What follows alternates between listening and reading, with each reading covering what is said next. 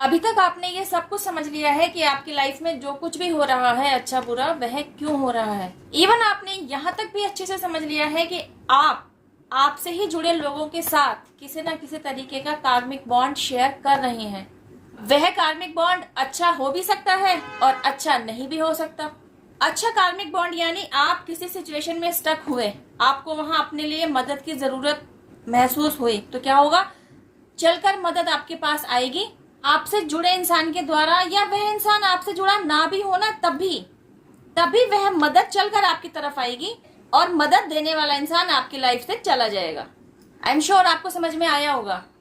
अच्छा कार्मिक बॉन्ड यानी आपने पास्ट लाइफ में यकीनन कुछ ऐसी भलाई का काम किया होगा, किसी को मदद की होगी, कोई पुण्य कर्म अर्जित किया होगा, जिसके फल में आपको आज की तारीख में वहीं से मदद आकर मिल गई।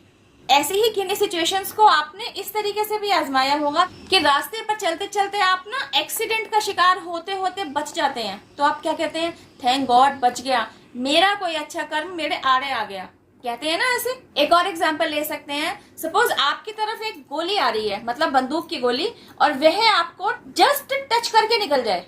वह बंदूक की गोली अगर आपके शरीर के किसी भी हिस्से अंदर जाती तो आपके शरीर का कितना नुकसान होता। उस बंदूक की गोली को आपकी तरफ भेजा ही इसलिए गया था कि आपका नुकसान हो, लेकिन उस गोली ने आपका नुकसान करने की बजाय आपको छूकर निकल गई वो। इसका क्या मतलब है? इसका मतलब है आपके ऊपर बड़ी वाली विपदा आई जरूर थी, लेकिन आपको छूकर निकल गई।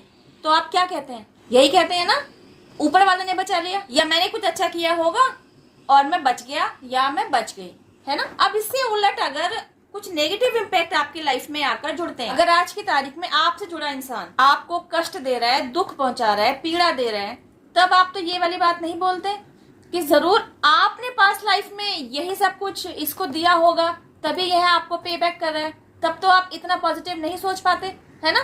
नहीं हो पाता ना आपसे ऐसा, आपकी कोई गलती नहीं है। बिकॉज ऐसे किन्हीं सिचुएशंस में ऐसी पॉजिटिव सोच का बनाना बिल्कुल आसान बात नहीं है। इस तरीके की सोच को बनाना और ऐसे काम करना सिर्फ और सिर्फ हाई वाइब्रेशनल सोल्स का ही काम है, जिनके हाई वाइब्रेशनल सोच बन चुकी है, जिन्होंने अपनी वाइब्रेशन को हाई रैंक तक पहुंचा लिया है, अपने ऊपर अव्वल दर्जे का काम कर लिया है। वही कुछ एक सोल्स ऐसी होंगी जो ऐसे सिचुएशंस में भी अपना संयम नहीं खोते होंगे।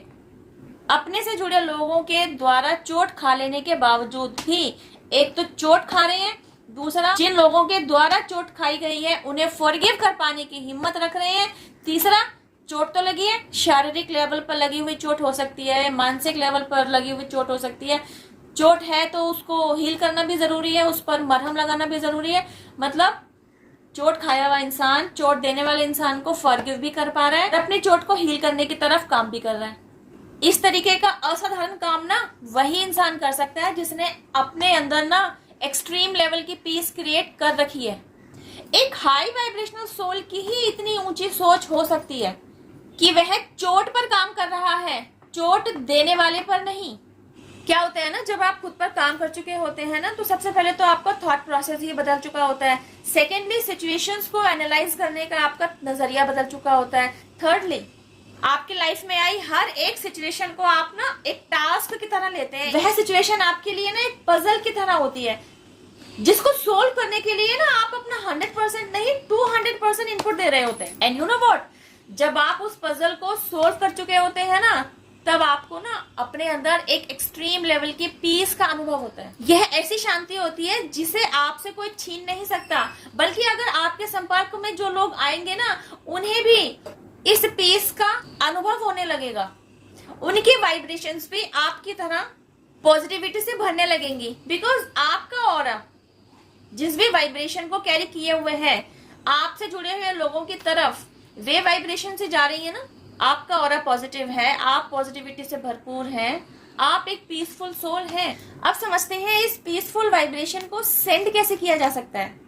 ऐसा क्या करें कि और लोगों के जीवन में भी पीस क्रिएट हो, क्योंकि अगर पीस क्रिएट होता है, वे लोग इंटरनल लेवल पर शांत होते हैं, तब ना अपनी लाइफ में आ रखे उठक पटक से बाहर निकलने के रास्ते निकाल पाएंगे। खुद शांत होंगे तभी तो शांतिपूर्ण तरीके से अपनी लाइफ को ग्रोथ की तरफ ले जाने के लिए अपना 100% इनपुट दे पाएंगे। अशांत मन क्या करता है? शांत मन लो वाइब्रेशन की तरफ जा रहा होता है। वह फ्रस्ट्रेट हो रहा होता है, चिढ़ रहा होता है, चीख रहा होता है, चिल्ला रहा होता है, हाथापाई कर रहा होता है, हाइपर हो रहा होता है, गुस्सा दिखा रहा होता है। ये सारी की सारी क्वालिटीज ना लो वाइब्रेशन वालों की हैं। लेकिन जब आप खुद को पीसफुल फील करेंगे ना, तब आप इस लो वाइब्रेशन के साथ डील नहीं करेंगे। तब आप इस तरीके के लो वाइब्रेशन में नहीं रह जाएंगे, बल्कि आप इस तरीके के लो वाइब्रेशन को छोड़कर हाई वाइब्रेशन की तरफ चलेंगे। हाई वाइब्रेशन क्या होगी? जहां अग्रेशन नहीं है, जहां चीखना चिल्लाना नहीं है, जहां ऊंचा बोलना नहीं है, जहां मिसबिहेव नहीं है, जहां एटीट्यूड शो करना नहीं है, जहां हाइपर होना नहीं है, जहां मेल मिलाप है, जहां समर्पण की भावना है, गिव रिस्पेक्ट, टेक रिस्पेक्ट, जहां प्यार ही प्यार भरा हुआ है। ये सभी कुछ ना हाई वाइब्रेशंस की क्वालिटीज हैं। तो आपने लो वाइब्रेशन को छोड़कर हाई वाइब्रेशन की तरफ जाना है। तब आपके अंदर पीस क्रिएट हो चुकी होगी। जब आप पीसफुली किसी सिचुएशन को एनालाइज करेंगे, उसको हैंडल करेंगे, उसके साथ फाइट करने के लिए उतरेंगे, तब आप सिचुएशन को पीसफुली सॉर्ट आउट कर पाएंगे। दूसरा, उस सिचुएशन से इजिली बाहर निकल पाएंगे। आप समझते हैं आप पीस के वाइब्रेशन किस तरीके से सेंड कर सकते हैं? यहाँ आप खड़े हैं, आपसे जुड़े लोग कौन हो सकते हैं? आपके पेरेंट्स, आपके भाई बहन, आपके फ्रेंड्स, आपके कलीग, आपका बेटर हाफ, आपके बच्चे एंड सो ऑन। ये सभी वे लोग हैं जो डायरेक्टली या इनडायरेक्टली आपके साथ जुड़े हुए हैं। अब क्या होगा, एक दिन में एक स्पेसिफिक टाइम के दौरान सबके साथ तो आपका पंगा क्रिएट नहीं हो जाएगा। किसी एक स्पेसिफिक पर्सन के साथ ही आपके विचारों के क्लैशेस होने शुरू होंगे। सपोज यू आर मैरिड और आपके बेटर हाफ के साथ आपके विचार क्लैश कर रहे हैं, और अपना अपना पॉइंट क्लियर करने के चक्कर में और खुद को सही साबित करने के चक्कर में आपकी तू तुम में बढ़ गई। सपोज आप वाइफ हैं और आपका हस्बैंड घर से बाहर चला गया, सपोज मार्केट चला गया, पार्क चला गया, और अब आप घर में परेशान हो रही हैं कि अब जब आपके हस्बैंड घर में आएंगे तो अब क्या होगा। आप दोनों की ही तू तुम की वजह से बात यहाँ तक पहुंच चुकी है। अब इससे आगे क्या? अब क्या होगा? वो आकर क्या कहेंगे, मैं कैसे रिएक्ट करूंगी, अब हमारे रिश्ते का क्या होगा, एंड सो ऑन। न जाने कितना कितना नेगेटिव आपने अपने और अपने बेटर हाफ के रिश्ते को लेकर सोच लिया। ऐसे ही नेगेटिव सोच आपके हस्बैंड भी बाहर सोच रहे होंगे, उनके दिमाग में भी सारी बातें चल रही होंगी। मेरी वाइफ के साथ मेरा झगड़ा हो गया, मैंने उसे इतना कुछ बोल दिया, उसने भी तो मुझे इतना कुछ सुना दिया, वो चुप नहीं रह सकती थी या मैं चुप रह सकता था, मैंने इतना कुछ कह दिया, अब क्या होगा? अब जब मैं घर में जाऊंगा वह मुझे फेस कैसे करेगी या मैं उसको फेस कैसे करूंगा, रिएक्ट कैसे करेगी?